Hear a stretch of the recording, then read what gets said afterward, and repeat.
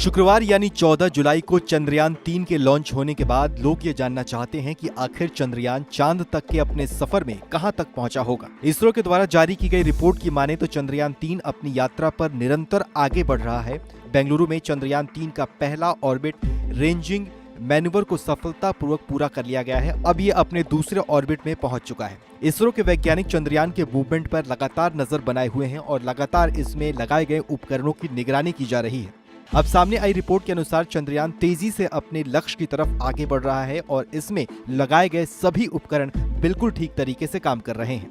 वैज्ञानिकों के अनुसार चंद्रयान 3 को चांद तक पहुंचने में करीब 42 दिनों का वक्त लगेगा। इसरो चीफ एम सोमनाथ के अनुसार चंद्रयान 3 23 अगस्त की शाम को करीब 5:47 पर चंद्रमा पर लैंड कर सकता है। ऐसे में भारत उन 4 देशों की लिस्ट में शामिल हो जाएगा जो चांद पर पहुंच चुके हैं।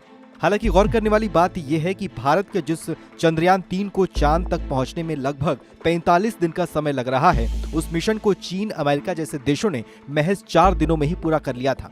चीन ने 2010 में चांग-ई 2 स्पेसक्राफ्ट लॉन्च किया था। इसने धरती से चांद की दूरी सिर्फ 4 दिनों में ही पूरी कर ली थी। चीन के अगले मून मिशन चांग-ई 3 ने भी यात्रा में इतना ही समय लिया था। चांद के पास पहुंचने के लिए सोवियत यूनियन का पहला अनमैन्ड मिशन लूना 1 सिर्फ 36 घंटों में ही वहां पहुंच गया था। चंद्रमा पर 3 इंसानों को ले जाने वाला अमेरिका का पहला अपोलो 11 के कमांड मैनुअल कोलंबिया ने भी 4 दिन में ही थोड़ी ज्यादा समय लिया और फिर वो चांद तक पहुंच गया।